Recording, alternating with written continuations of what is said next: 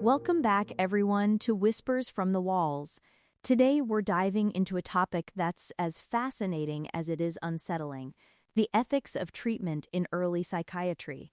I mean, when you hear treatment, you think healing, right? But back then, it was complicated.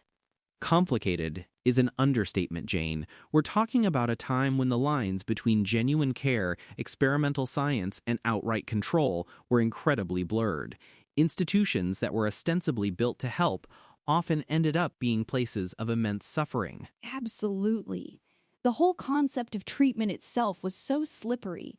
Was it about truly curing a person, or was it about managing their symptoms so they were easier to handle within the system? That's a huge ethical chasm right there. Yeah, and I think that's where the tension really lies, you know?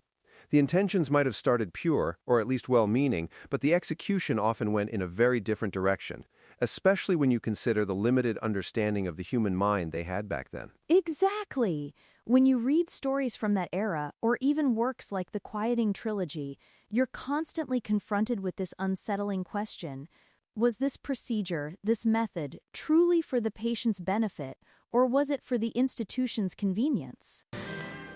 And the power dynamics were so skewed, you had doctors, often men, with almost absolute authority over patients, many of whom were women, or from marginalized groups whose voices were systematically silenced. Their symptoms could easily be labeled as disobedience. That's a critical point, John. The diagnostic criteria themselves were often subjective and heavily influenced by societal norms. What was considered hysteria in a woman might just be a normal reaction to an oppressive environment, but it landed her in an asylum. It's wild to think about. Imagine being told your feelings are a disease, and the cure involves things like prolonged baths, isolation, or even more invasive procedures, all because you didn't fit neatly into the box society expected. And the term restraints is a perfect example. On paper, it's about safety, preventing harm to the patient or others, but in practice, it's so often morphed into a tool for silence, for control. It wasn't about protection. It was about keeping them still, keeping them quiet. You see records of patients being in restraints for days, sometimes weeks, not because they were actively violent, but because they were disruptive or uncooperative. The therapeutic intent, if it ever existed, was completely lost. And the psychological toll of that. To be physically restricted, to have your autonomy stripped away, it's incredibly damaging. It certainly wouldn't foster any sense of trust or healing.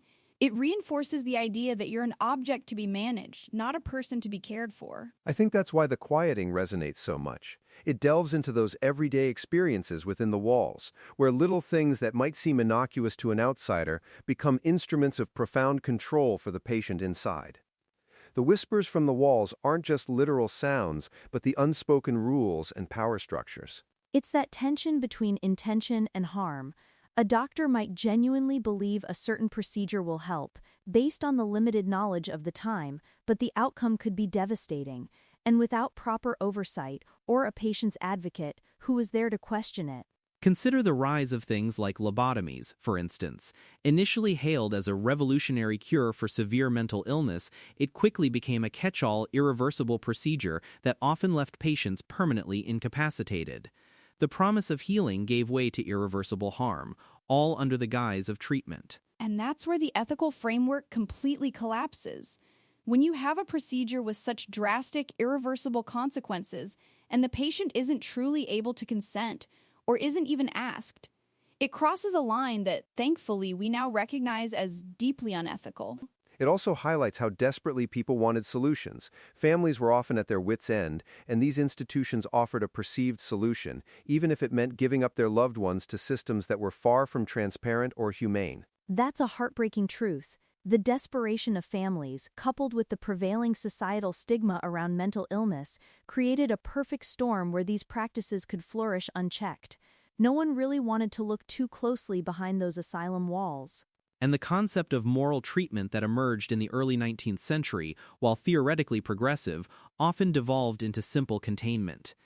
The idea was to treat patients with kindness and respect in a structured environment, but that structure too often became rigid control. Precisely.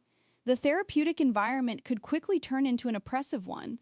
Cleanliness, order, routine, These things are good in moderation, but when they're enforced to the point of stripping individuality and free will, they cease to be therapeutic. It's like the institutionalization itself became part of the treatment, right? The very act of being isolated from society, regardless of what treatments were applied, had its own profound effects, often negative ones. You're losing your identity within those walls. And that's why the patient's voice, or lack thereof, is so crucial to this discussion.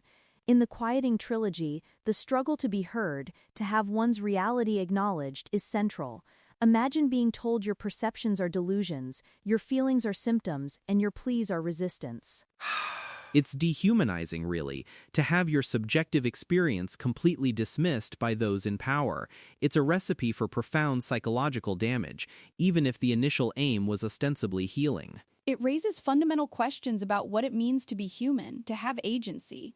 If your very thoughts and emotions are pathologized and subjected to external control, where does your sense of self go? And it also makes you wonder about the definition of sanity itself. Who decides? What's the benchmark? And how much of that benchmark is just conforming to what's acceptable to the wider society or the people running the institution? That's it, Bob. The fine line between care and control.